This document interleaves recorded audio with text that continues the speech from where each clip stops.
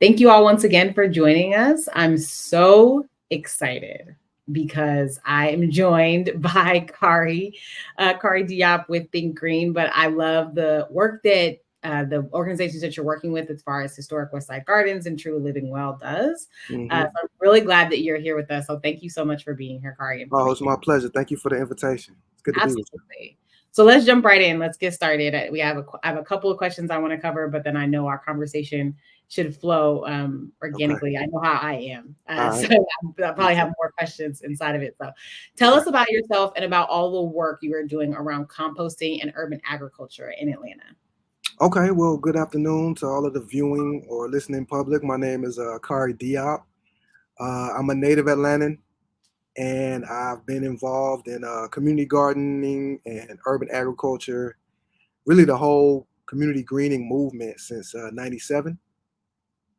Designed and built out home gardens and farms at preschools, elementary schools, middle schools, high schools, Awesome. Yeah. um, community gardens, urban farms, composting systems, and offered education, support, and guidance really for growers all across the Metro ATL for really the past 27 years, all of my working career. So I currently manage the Food Well Alliance's community composting lab at the True Living Well Center for Natural Urban Agriculture, Hmm. and I have a couple urban farms that I'm working on developing. I'm also, proud to be a co-founder and a member of the Westside Compost Project alongside the great team at Historic Westside Gardens. So Awesome. yeah, that's it in a nutshell.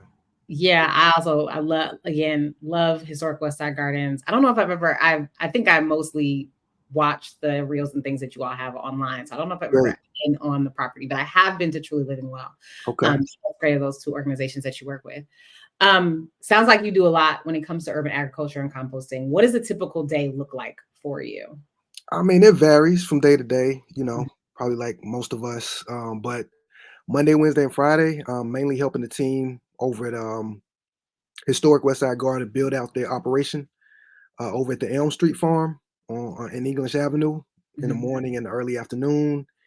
And then I usually head over to the compost lab at True Living Well to check in with my co-manager, Walter Davis, the third, and finish up whatever tasks we have over there, whether that's, processing the incoming food scraps or screening the finished compost, cleaning up, meeting with people. Um, and then Tuesday and Thursday, I try to dedicate time to get in my own farms. Mhm. One at Atlanta Good Shepherd Church over in the West End, and then over at Hunger Has No Color in Oakland City, getting those in order. And then the weekends, playing catch up with whatever I didn't get to during the week. And then I'm also a father of four. I got two adult children and an 8-year-old and a toddler. So, doing my best to keep all of that family and work life balanced. Yes, yes. Yeah. Sounds like you got a lot of things and people in your Moving parts. responsibility wheel, which I do understand as Yep. also as a parent myself. Yeah. Yeah, so we know that agriculture is so important on so many levels for so many Mhm. things, crossing so many different avenues when it comes to food justice, when it comes to environmental justice. We know all of those things. Why are you particularly so passionate about composting and urban ag? And what got you interested in this type of work, especially as a native Atlantan? I mean, we all got to eat, right? That's one Right. thing we all have in common. Everybody eats. And for me, composting is life. It's death, and it's everything in between. Hmm. Um, you know, so as a grower, I've been practicing sustainable and organic methods since before those were even common terms. Yeah. And I've always been a consumer of compost, since I was a youngster helping out in my family's gardens. Every summer, my mother would have me hauling sand and black cow manure and adding compost to the soil to enrich it so she could grow, flowers, ornamentals, herbs. But I really became fascinated, with the science and the art of composting back in 2011 when I was building out a community garden and an urban farm in the East Lake community. Okay. I was working with an organization called the Southeastern Horticultural Society, and they had been hired on by the East Lake Foundation to build a community garden with the goal of connecting folks who lived in East Lake, um, formerly East Lake Meadows, with the surrounding community. You know, the community was changing rapidly with gentrification, and they were really focused on making sure that there were tangible ties between everybody who lived in the community, and the garden is a perfect place to do that, you know. So during that time, we had a weekly farmers market on site, and our farmers market manager, a woman named Corinne Coe, was a compost guru and really opened up my eyes to, you know, the magic and the majesty of composting. She recruited me and a couple of other urban farmers, some beautiful brothers by the name of Chris Edwards and Eugene Cook, to found Mhm. this compost cooperative called Terra Nova. And you know, the rest is kind of history. But to kind of answer your question a little bit deeply, I've wanted to be a farmer since I was a teenager. And kind of when I came into political consciousness, one of the basic concepts that stuck with me was the necessity of community self-sufficiency, right? Which included food, clothes, and shelter. Exactly. So I went to school for carpentry, um, learned how to sew, and in '97 I went through an AmeriCorps program called EcoWatch, where you know I met some of the pioneers in like the local community gardening and urban ag movement, like Bobby Wilson from Metro Atlanta Urban Farms, Fred Conrad, who was with Atlanta Community Food Bank at the time, and has, you know, since been doing stellar work with the Food Well Alliance. Sheldon Fleming, who was also one of the early pioneers and had an amazing community garden and urban farm in DeKalb County in Decatur. And then Kashawn Myers, who was the founder of an organization called Habesha Inc. So you know, all of those folks were, you know, some of my early comrades, teachers, and um, you know, really impacted the the person that I am today. So yeah, Fantastic. And you definitely mentioned some people whose names I recognize, but also whose yeah, work I recognize.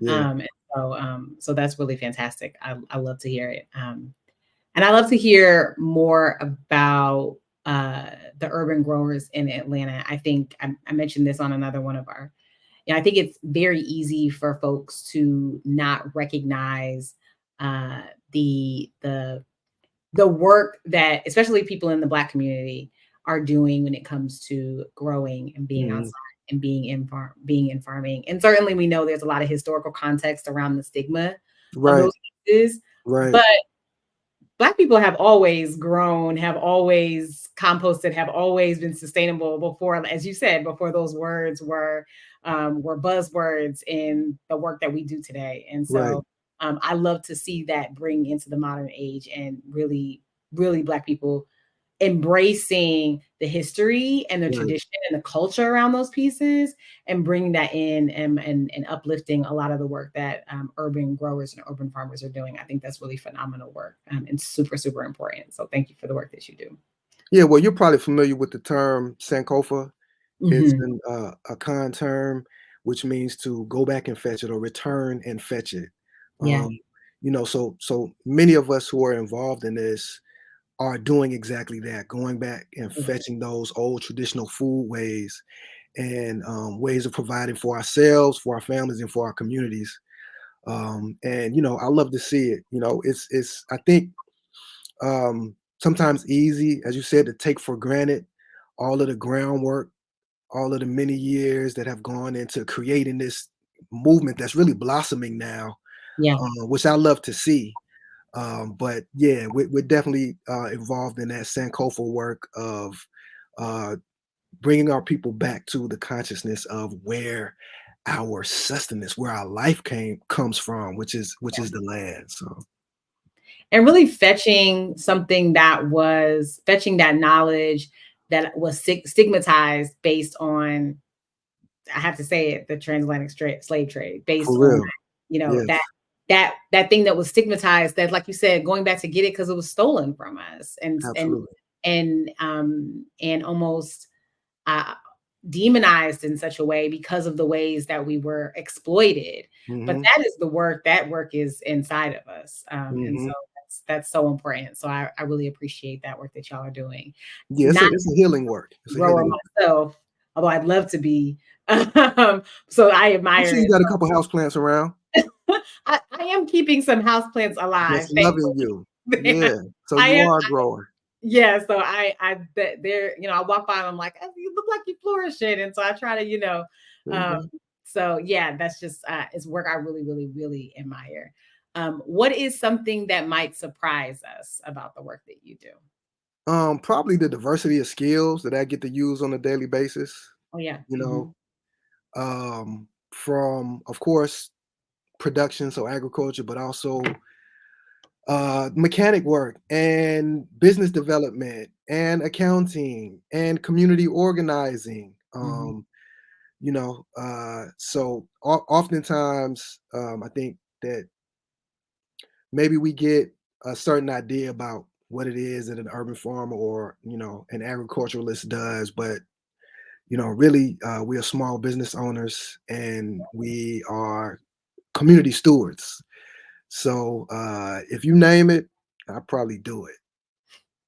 Good. Yeah. Yes, I love that. This question is somewhat obvious, but many ways I think there are many answers that might not be. But so I'd love to hear your thoughts on it. How does your work connect to the issues of equity and food justice, which you mentioned a little bit of that, but also climate and environmental justice in the state of Georgia specifically? Right. So, I've lived and worked in predominantly black and brown communities for all of my life. So, those issues have been intrinsic in my daily existence since the get-go. I'm almost like a fish and they the water so much so that I don't even call them out much anymore. They just woven into like my every waking breath. Hmm. Um, but a long time ago, I recognized the necessity of ensuring that our communities were food secure. Many people are familiar with with the terms food desert or even food swamp, um, and the need for us to try to move towards really food sovereignty, where we're controlling Yes. the production, the distribution, and the recovery of the resource and the blessing that is food. So each and every one of those um, very important uh, subjects or issues is infused in everything that I do. So Yes, yeah, and absolutely. that often our communities, the newest term I've heard are frontline communities. So Mhm. many times are most affected by the the sort of negative aspects of this climate change that we're all living through. Mhm. So I'm honored that I'm able to kind of institute some solutions on the ground, right in these communities. So yeah. Right. Yeah, a lot of the communities that you're working with, I'm very familiar with. I mean, having been, having gone to school in Atlanta, having gone to, I'm from New Jersey originally, but But you're a been, Spelman graduate, right? I am a Spelman graduate. Yeah, I've been in Atlanta for like almost 20 years. It'll be 20 years in 2 years. So It flies um, by, doesn't it? it does. It does fly by. I can't believe that's 20 years. But yeah, so I remember, when I was at Spelman, we had a Publix that I went to, Mhm. to get food on campus, and then we didn't. I And don't then we think had a that's there Walmart, anymore.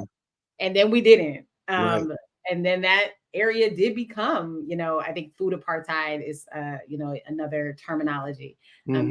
we're using, but did become a space where we couldn't get fresh food. Mhm. And so I think another reason why is so important and why the work that you all are doing at Historic Westside Gardens, at Think Green, at True Living Well is so important for the work. And I'm so glad to have been a part of or have seen you all, get the recognition that you deserve, both from a media standpoint and from communication standpoint, but also resources pouring Mhm. into the work that you're doing because I think it's so valuable, important, and necessary from an Well, equity you standpoint. probably be happy to know that you may know already that Spelman has a wonderful food studies program. I have. Um, I thought I did hear that. Yes, that's new yeah. and So, great. I love so that. your Spelman sisters are heavy in the movement, and got Mhm. they feet on the ground. in trying to create and sustain some of these solutions.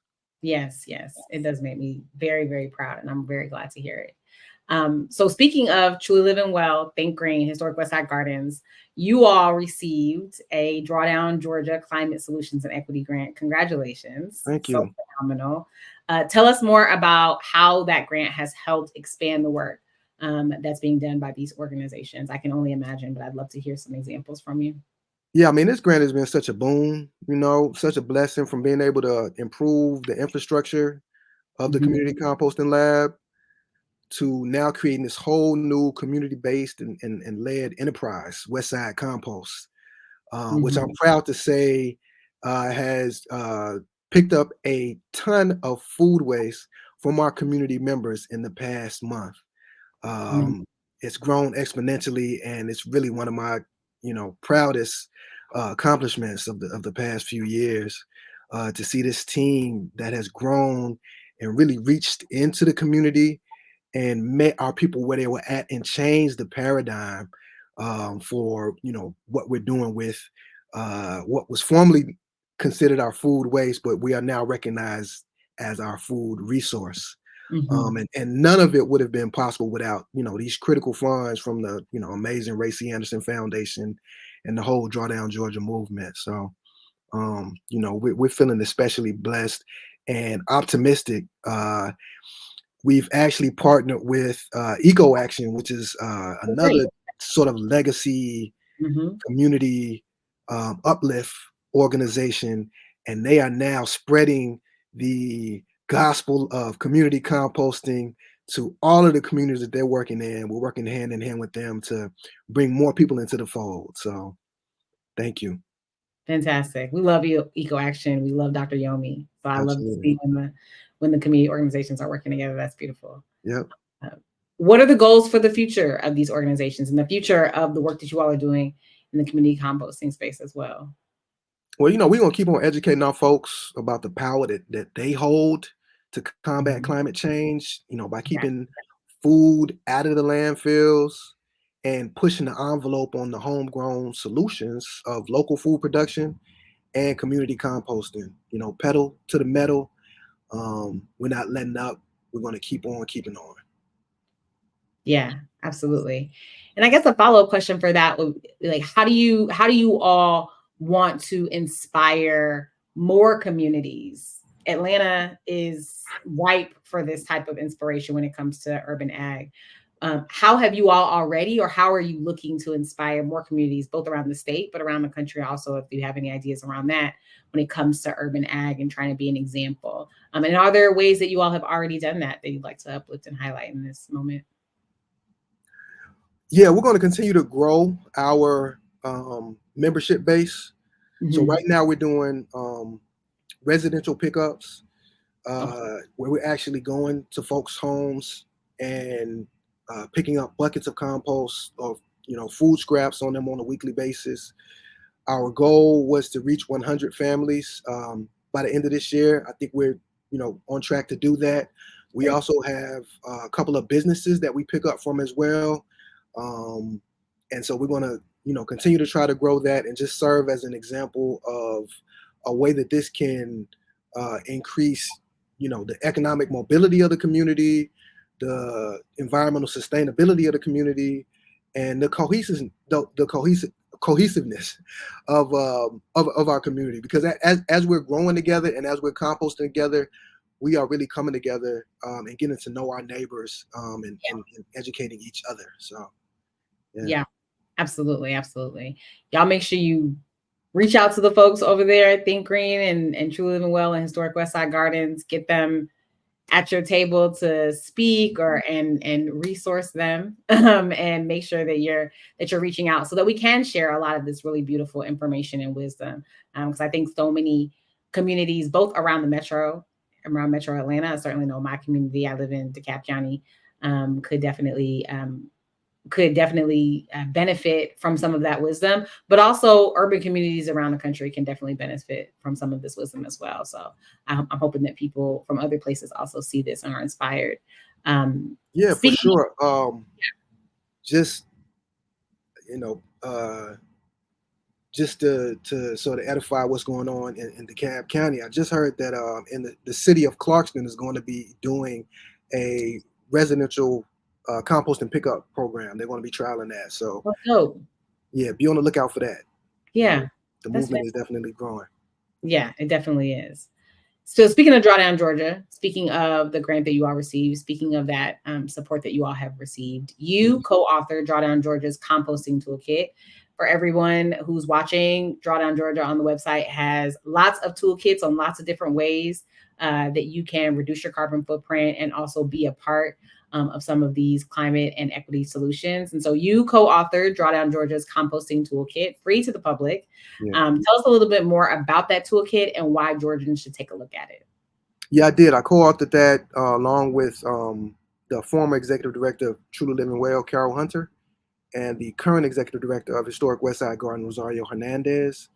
And it's a basic primer for anyone who's interested in learning about the power and the impact and the process of composting in all its forms, from backyards to small farms. And I think it really gives folks an eye-opening education about what it is that they can do right in their own homes to combat climate change through keeping food waste out of the landfills. So I would encourage everybody to check that out if you're looking for a starting place for information that you can trust, believe in, and is verified. Check out that toolkit. Yes, please do. I have it open on my computer. I will be checking it out for my own home. Like I said, I live in DeKalb County. I live in the Stonecrest area, so I will be checking that out. And as someone who you told me I'm a grower, so I appreciate that. I'm going to take that to heart. But as somebody, we need as many as we can get at this point. I know it. Black farmers make up 1% of the 1% of farmers nationally. So yeah, we want to encourage as many people to dig in the dirt again as possible. So yeah, for sure. We have a backyard that we are trying to get ready, and I'm like, I see a space where I'm like, I feel like that could be a garden, but I thank you. I will really take that inspiration. It's gonna happen in divine time. Yes, I amen to that. So what advice for me, selfishly, but for others, do you have? What advice do you have for anyone who wants to start composting or even growing in their own home? What starting advice do you have for us? For sure, I would say check out the toolkit first and foremost. Get engaged, educate yourself. There's a world of knowledge online and out in the community. Atlanta is really blessed. The Metro Atlanta region is blessed to have community gardens all over the place. Yeah. As far as composting, I would say build a pile or buy a small bin if you can afford it. And start small, start manageable. Don't get discouraged. You can do it. It's not rocket science, but it is addictive. And once you see that you have the power to create new earth, your life will never be the same. So that's powerful. Yeah. That's powerful. I feel like there's like more divine messaging in that. That's really absolutely beautiful. Yes. So thank you so much for sharing all your knowledge and wisdom with us today. So as we close, my last question for you is, what is giving you hope around climate solutions? I think it's easy for, I am a Northerner, but I do love the South, and I love being an Atlanta resident or a Metro Atlanta resident now. But I think it's very easy, and I oftentimes have to correct people from home because I think it's very easy to write off the South as a place that, there's a lot of political unrest and, whatever your political affiliation is. And, a lot of us are trying to do things, and it's like, oh, can you do something like that in the South? And it's like, yes, there are people who are doing all insert climate thing here, insert, environmental justice thing here. There are folks that are doing that work and doing it so successfully. Absolutely. So I think it's really powerful and important for us to end these interviews on hope. And so what is giving you hope around climate solutions in our state of Georgia? I get inspired by all the work that I see and learn about in the Drawdown Georgia newsletters that come out regularly. I'm just amazed at everything that's going on in every corner of the state. I mean, we really got it going on in Georgia, and the movement is growing so fast. I feel like people are finally getting it and getting active. And Eriqah, I believe in us. You know, Yeah. I honestly believe that we can create the solutions together. I think that Yeah. together we can solve this problem and create a better future for ourselves and for all those generations that are to come. So, Yeah. yeah, Absolutely. Thank you so much, Khari. Thank you for your pleasure. work. Thank you for your wisdom. Thank you for what you shared with us today. Thank you for calling me a grower. I'm gonna tell everybody. And I Yo, really appreciate you. And good luck. God bless on all the work that you all are doing. And I hope you can continue to do it. And I hope that folks continue to see the power and continue to want to resource and support the work that y'all are doing, because I think it's really, really important. So thank you again for being with me us and for too. making time. I appreciate it. Thank you. Thanks everybody for joining us. We'll see you next time.